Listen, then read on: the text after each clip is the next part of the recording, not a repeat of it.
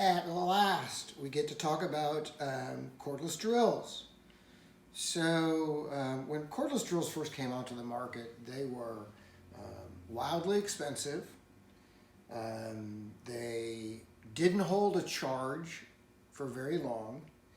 They did not have a wide range of functions, and it took forever and a day for the batteries to charge. So there's been a number of innovations in the design of cordless tools, and probably more importantly, huge advances in battery technology, which has made what was a tool that was relatively limited in terms of its capabilities able to do a whole wide range of things that are made possible through these advances in battery technology. So those innovations have led to smaller, lighter, more powerful, and longer lasting tools. When these cordless drills first came onto the market, they had a rating of 7.2 volts. A couple years later, they jumped up to 9.6, then 12 volts, then 18 volts, and I think that I'm pretty sure now that 24 volt cordless tools are the standard. Innovations in battery technology have resulted in tools that last longer, deliver more power, and charge faster, and are lighter in weight. So there's been huge innovations that have improved the performance of cordless drills.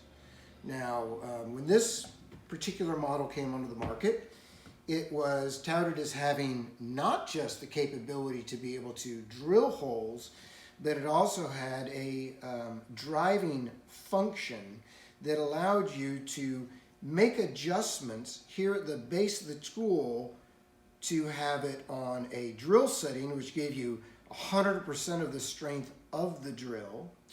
And it also gave you a variable torque resistance that was 1 through 5 adjustment that would give you varying degrees of resistance. And we'll talk a little bit more about this when we demonstrate driving capabilities, but this innovation to a large degree was driven by people that were hanging drywall or sheetrock that were using these cordless tools to screw drywall or sheetrock up. Because once upon a time, sheetrock was commonly nailed up and not screwed up. But again, I think the innovation of the cordless drills really kind of changed the way that people did things.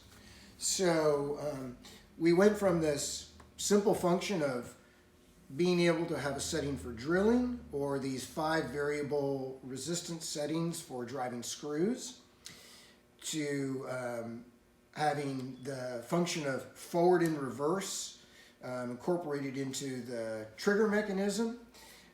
This model actually originally had a keyed chuck, and so it had a little holder here that kept the chuck in place, and it also had this low and high speed feature.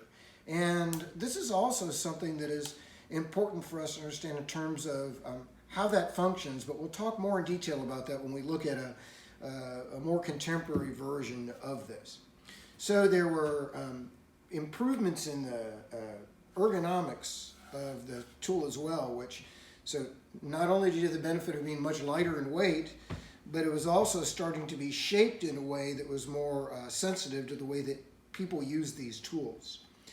And so I think this Porter cable is a good example of that, where we saw that the forward and reverse switch is located up on top of the trigger, which meant that you had to take your hand off of the trigger and change the position of your hand to be able to switch that to this Porter cable model, which allowed you to continue to hold the trigger and push with your index finger or your thumb to change the direction of rotation of the tool. So these seem like small changes, but if you're working with a tool like this and using it a lot, it translates into a tool that's much more comfortable to use and that you can use for a longer period of time without finding, yourself suffering from repetitive motion strain.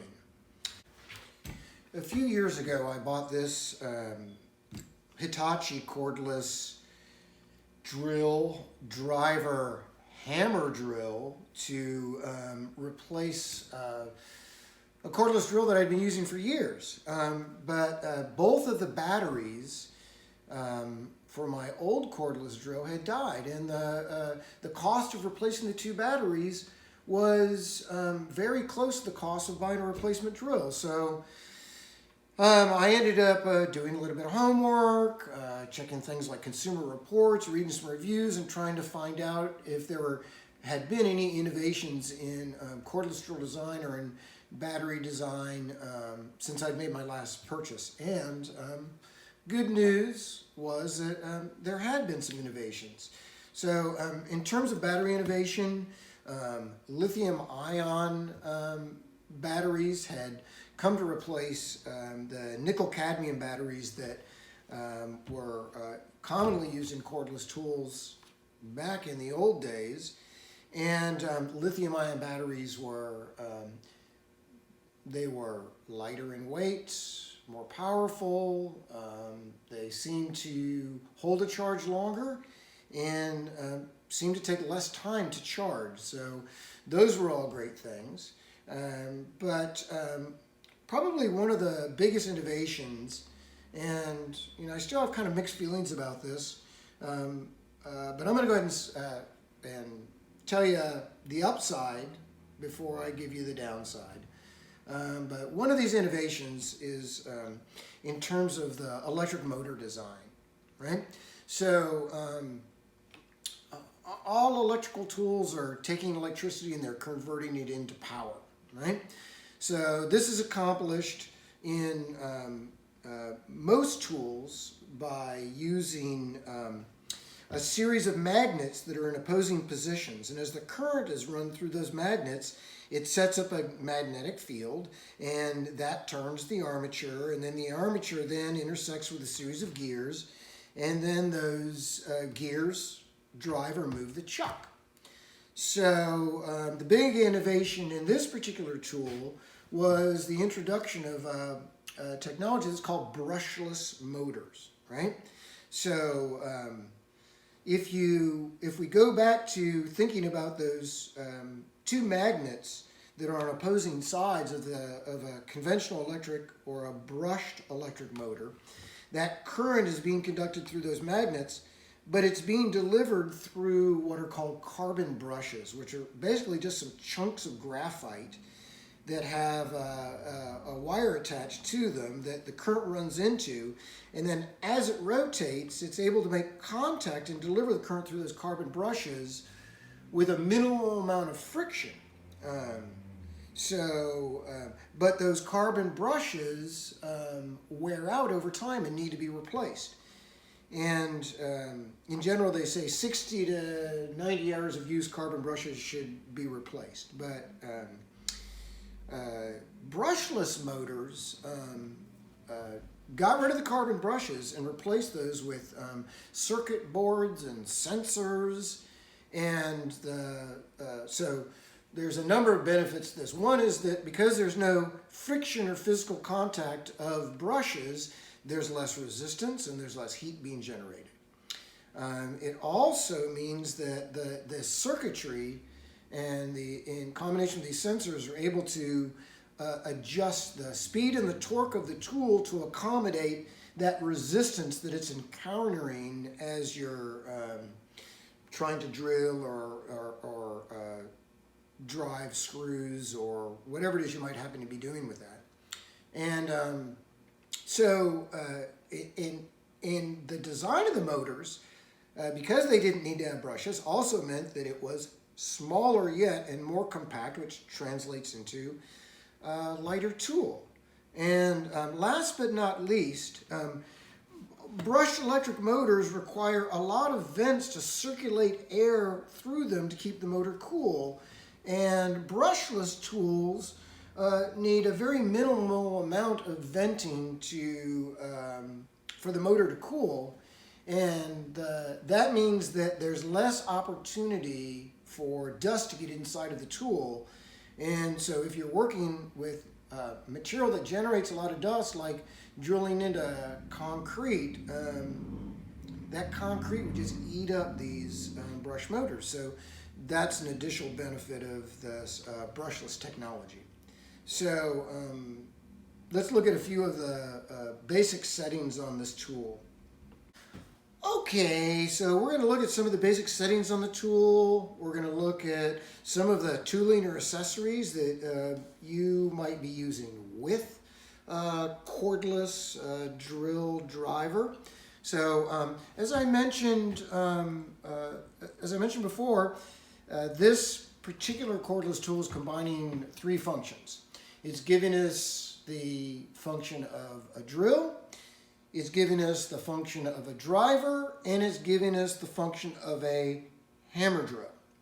So when you're setting the tool up to use with drill bits, you're typically going to rotate this barrel to the position where you see the image of a drill bit. That is going to give you 100% of the strength that that tool is capable of delivering for that particular application.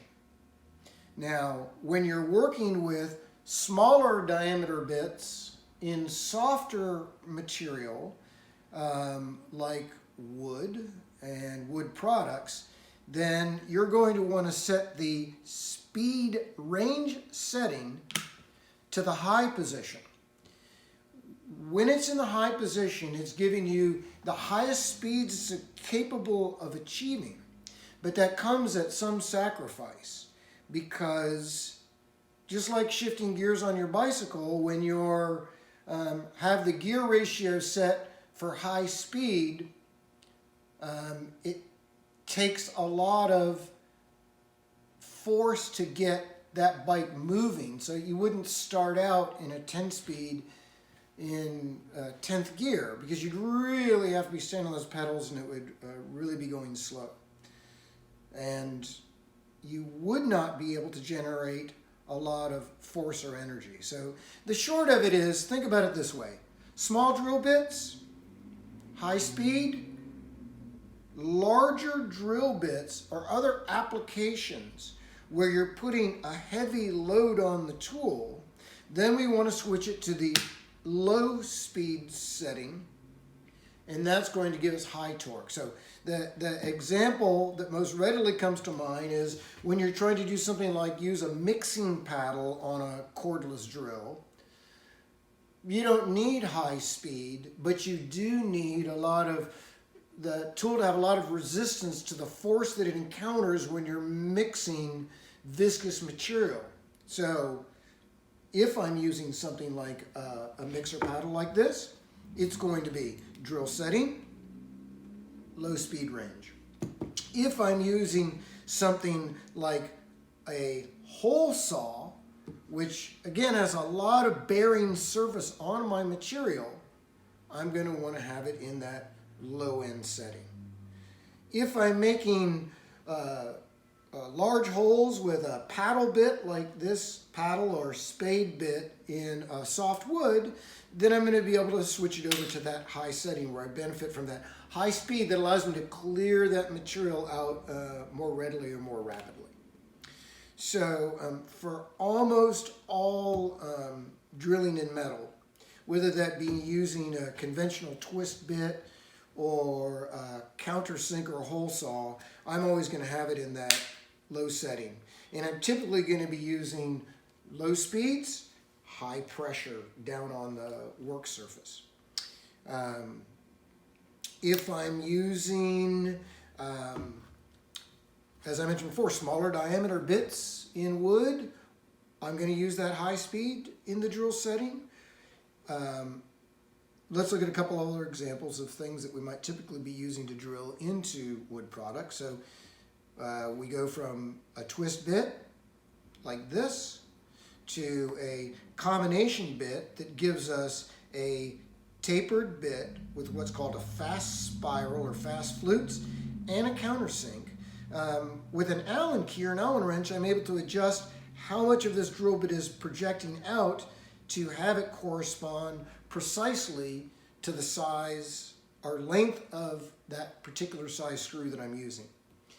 There are also these one-piece countersinks like this that are used for consistent flush mounting of wood screws into a wood surface, so you don't have to worry about how far you're going in and control your depth with a combination bit like this. It comes to bear up against the flat surface when you've reached the ideal depth. Countersinking, I'm going to be typically working with higher speeds when I'm working with wood, and always with low speeds. And all metal drilling, whether I'm doing it with a twist bit or a hole saw or a countersink, requires adequate lubrication, because without that lubrication, even if all the settings on your drill are correct, you're going to trash that bit or that countersink. Last but not least, one of the best friends to the metalworking world, especially when it comes to working with sheet metal, is what's called a step bit. And we'll talk a little bit more about, in detail, about some of the advantages of using step bits in thinner gauge sheet metal. We're also going to demonstrate how to use what's called a hinge bit, a plug cutter, and we're going to do a little bit of driving. And alongside of this paddle bit or spade bit, I have an extension that is attached with a set screw that allows you to achieve longer reach with that with those paddle bits.